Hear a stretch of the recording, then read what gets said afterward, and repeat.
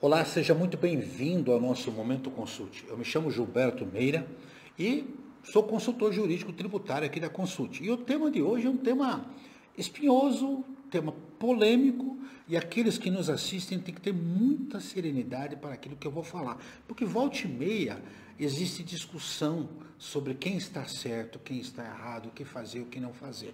E eu costumo, inclusive, dizer aos meus alunos que nós vivemos aqui o chamado momento do príncipe, né? Tu te tornas eternamente responsável por aqueles que cativa.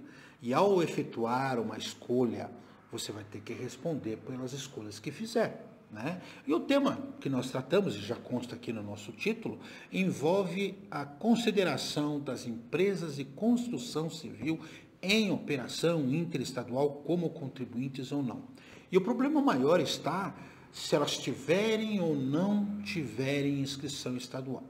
Esse tema, ele remonta a muitos anos atrás, e eu cito aqui a título de exemplo o convênio 137 de 2002, que nunca foi assinado pelo Paraná, mas teve adesão do Amapá, Alagoas, Mato Grosso, Amazonas, Roraima, Tocantins, Alagoas, Bahia, Amazonas, Paraíba, Rio Grande do Norte, e depois Mato Grosso e Sergipe excluíram-se deste convênio, dando a ideia da exata problemática do tamanho da construção civil. E aí fica a pergunta, afinal de contas, a construção civil é contribuinte?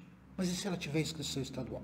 Bom, a problemática é muito séria porque o legislador, ao invés de resolver esse problema, como por exemplo para o produtor rural aqui no estado, se criou o CADPRO.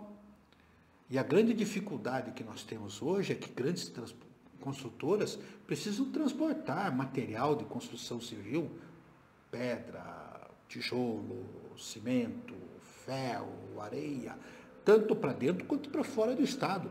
E é muito fácil entender-se o papel do auditor por entender que estamos diante de uma operação mercantil. Os nossos regulamentos, inclusive do Paraná, criam situações que são muito claras e perfeitamente respondidos, tanto pelos estados quanto pelo STJ. Sim, nós temos uma súmula, a súmula 432 do STJ, que deixa bem claro que construção civil não é contribuinte do ICMS, salvo ela tenha atividade mista, atividade em que ela também revenda mercadorias, né? A construtora faz a demolição e o material de demolição ela resolve revender. Aí é um ato mercantil. E nós lembramos sempre que a ideia de inscrição estadual ela tem que ser vista sob o seguinte prisma. Eu sou contribuinte, logo como consequência eu terei uma inscrição estadual.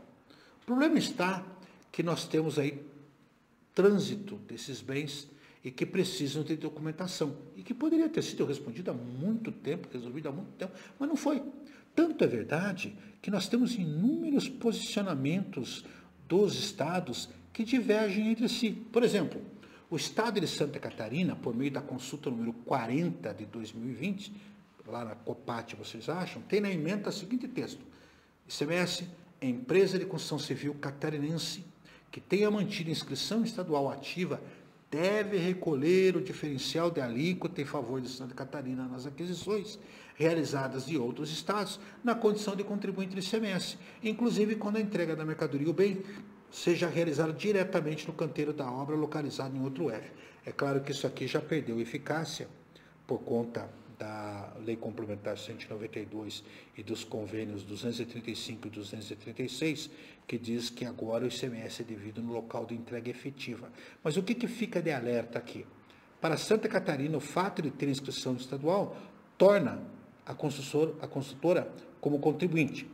O estado de Minas Gerais, por meio da consulta número 32.294, entende que não tendo inscrição, não tendo, ela não é contribuinte. Nós teríamos um posicionamento aqui no Paraná, que é a consulta número 105 de 2016, que está em linha com essa súmula do STJ, que diz que o fato de ter inscrição estadual não torna a construtora contribuinte. Pois então, aí nós entramos num dilema, né? Porque os sistemas hoje são parametrizados e conforme as regras de validação, mesmo que você não coloque uma inscrição estadual na construtora que está te cobrando, né, comprando, você vai ter o vínculo de CNPJ com a construção. Então, e por que isso muda? Porque se você mantiver uma inscrição estadual e reconhecê-la como contribuinte, ele será tratado como tal, a mercadoria terá o diferencial, caberá ao adquirente, entre aspas, o contribuinte chamado construtora. E se o produto tiver substituição tributária, terá que se fazer tratando-o, entre aspas, como material de uso e consumo. É a segunda parte desse nosso comentário, né? O Estado do Paraná, ele diz, não, mesmo tendo inscrição, eu não sou contribuinte. Resta saber se os sistemas de emissão de nota do Estado que mandar vão permitir que eu simplesmente abdique de informar na instituição estadual, sob pena de não validação do documento, informar o CNPJ e dizer, não, ele é consumidor final não contribuinte, logo cabe o DIFAL não contribuinte. Então, aqui nós estamos diante de dois tratamentos distintos. Primeiro, se for considerado contribuinte, a responsabilidade é da construtora adquirente, o ICMS é recolhido no estado do destinatário jurídico, não interessa onde seja entregue a mercadoria. Se o destinatário, construtora, não for contribuinte, nós aplicamos a regra do DIFAL da Emenda Constitucional 87 de 2015, a responsabilidade passa a ser do remetente, né, e não do destinatário, esse recolhimento. E detalhe, à luz dos convênios 235 de 2021 e o 236, que criou o painel, né, e a Lei Complementar 192, o ICMS será recolhido para o local onde seja entregue definitivamente a mercadoria. E aqui que nós chamamos a atenção. Você vai ter que fazer uma escolha de Sofia. Você vai assumir o risco de entender, não é contribuinte, vou dar o tratamento do DIFAL não contribuinte, ou ele é contribuinte e vou dar o tratamento da substituição tributária da responsabilidade. Por que isso é importante? Isso vai impactar no preço, vai impactar na responsabilidade, no custo, por conta das despesas acessórias que eu venho a ter, eles vão ser somados ao preço. Então, tudo isso tem que ser ponderado por aqueles que nos assistem. Mas o problema maior ainda está por vir. Porque se nós formos pegar todos os julgados que deram origem, não são poucos, né, a este entendimento na súmula 432, ela vai um pouco além. Ela diz o seguinte, salvo a construtora pratique ato mercantil, atividade mista que eles dizem, o fato de ter inscrição estadual não torna ninguém contribuinte. E detalhe, nos julgados que deram origem a esta súmula, vocês vão encontrar uma outra informação que pode ser muito importante. Nem pode ser tratado como material de uso e consumo material que é entregue à construtora. Por quê? Uso e consumo, isso é classificado pelo CPC, é aquilo que é a atividade meio da empresa, né? E se for contribuinte, se for não contribuinte, ele é consumidor, cai na Emenda Constitucional 87. Só que, se você pegar o CPC, essas regras de classificação contábil, o material que é adquirido para construção em obra é considerado como insumo para aplicação em obra.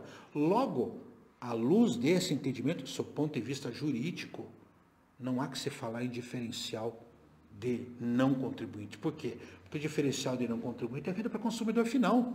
E consumidor final, à luz da Lei 8.078 de 90, que é o Código de Defesa do Consumidor, é aquele que adquire um bem sem intenção de revender, mas de consumir.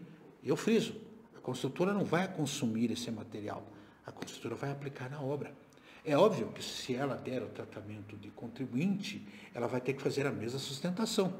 De qualquer sorte, é uma discussão que ainda não foi levada a cabo, porque não tem o efeito erga omnes, teria que ser discutido e avaliado, mas é possível de se entender que sequer o diferencial teria que recolher. E aí nós temos que escolher qual é o mecanismo que nós vamos usar. Principalmente saber que não está se preparando para essa situação. Então vai ter que ser levado ao judiciário. Como você vê, o tema é polêmico. E olha, um tema que ainda não foi publicado aqui no Tribunal de Justiça do Paraná, envolve, por exemplo, as transportadoras, quando compram pneus. A transportadora, quando compra pneu para os seus veículos, ela pode classificar isso à luz das regras de contabilidade, e eu sempre cito artigo 108, 109, 110, a lei das SAs, que quem faz classificação contábil é a profissional de contabilidade, eu posso classificar isso como material intermediário, material para prestação de serviço, e não como material de consumo. E eu não estou falseando com a verdade quando a lei me permite uma outra classificação. E aí a subsunção do fato, ou seja, a cobrança do diferencial, Ela ocorre quando o material é destinado a uso e consumo ou imobilizado. Ora, se eu classifiquei dentro das regras legais como material intermediário, ou no caso a construtora, né, como material aplicado em obra, por que eu estaria falando de diferencial de alíquotas? Como vocês veem, o tema é polêmico. Não dá para ser sintetizado de qualquer forma, e é por isso que eu citei o Antoine de Saint-Exupéry, né, que nós nos tornamos eternamente responsáveis por aqueles que nós cativamos, numa analogia ao fato de nós nos tornarmos responsáveis pelas escolhas que fazemos. E é algo que eu sempre digo, né? Nós podemos ter uma escolha e sermos felizes e fazer o que todo mundo faz, ou adotarmos uma escolha de estarmos certos e pagarmos o preço.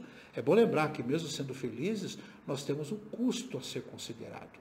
Tudo isso nos leva ainda a uma preocupação latente que nós temos que ter de saber como é que cada estado interpreta. E pior, diante daquela regrinha de validação que eu falei para vocês no início, nós temos que partir da premissa, e essa é uma escolha de Sofia também, que você vai ter que fazer. Ora, tem inscrição estadual, é contribuinte. Não tem, não é contribuinte. É uma escolha, não é uma convicção. Eu apenas fiz questão, neste momento, consulte, de trazer para vocês a prova de que o tema é altamente polêmico, né? Além da consulta 105 de 2016 aqui do Paraná, da consulta número 126 de 2017, lá de Minas Gerais, a consulta número 40 de 2020 de Santa Catarina. Nós trazemos ainda a consulta número 22.781 de 2020 de São Paulo, e também uma consulta, né, que é o PTA 15.848, dígito 21, de Minas Gerais. Então fica aqui a dica para que vocês se aprofundem, principalmente aqueles que trabalham com um segmento de construção civil. Sempre lembrando que este assunto que eu trouxe, de não considerá-lo como consumidor final, é um problema muito mais da construtora do que teu, que está vendendo. Por quê? Como os estados trabalham com a ideia que é consumidor, eles vão querer o diferencial. Ah, eu não quero que você recolha. Então, por favor, adentre no judiciário, solicite um mandado de segurança ou uma antecipação de tutela, já que nós temos o assunto simulado e discutido no âmbito do STJ, pedindo para que não haja o recolhimento da diferença, seja como contribuinte ou como não contribuinte, porque eu não sou consumidor final. Ou seja, isso é problema do adquirente, não do remetente. Não dá para se empurrar a responsabilidade para o remetente, né? A outra questão é você escolher, de posse dessas consultas que eu falei, que nós temos um problema sério de considerar contribuinte ou não. Eu tenho adotado, né, a postura de dizer, olha, você não quer se incomodar, tem inscrição que trata como contribuinte, não tem, trata como não contribuinte. Ah, eu quero discutir. Bota na ponta do lápis para ver se vale a pena. Como vocês veem, o tema é polêmico. A ideia aqui não é se chegar a conclusão nenhuma. Eu espero que nós tenhamos muitos comentários, sugestões, adições, porque esse é um tema muito interessante. E eu convido a você a divulgar esse material, porque nós sabemos que é um material de excelente qualidade e que traz aí um handicap bastante interessante àqueles que militam nesse segmento, né? Então fica o convite para vocês. Primeiro, curtir o nosso material. Afinal de contas, nós vivemos de relevância. É assim que funciona no mundo da internet. Se você não der o seu likezinho lá, esse material não vai ser considerado para efeito de relevância. Segundo, você pode comentar de duas formas. Embaixo tem um espaçozinho ali de comentários, onde você pode fazer o seu comentário público, trazendo informações aí das mais variadas possíveis que vocês julgarem, sugestões, comentários, críticas, divergências, como por exemplo esse tema, olha, eu não concordo com você, ótimo, democracia é bom, porque nós temos liberdade de argumentação e temos fundamentos dos dois lados. E eu não digo, como deixei bem claro que eu sou dono da verdade, apenas levantei a polêmica para aqueles que querem realmente divulgar e evoluir sobre o tema, tá? Então podem fazer o comentário aqui embaixo ou, preferindo, vocês podem mandar lá para o nosso e-mail, momentoconsulte@consulte.com.br. Nós vamos ter o maior prazer em responder as suas sugestões, as suas críticas, as suas indagações, os seus comentários, tá bom? E um último convite, vocês veem que tem um sinetinho ali de inscrição. Quando você clica na inscrição, você é avisado toda vez que nós temos um material novo. Ora, está perdendo tempo por quê? Nós te aguardamos para a próxima, tá bom? Até a próxima.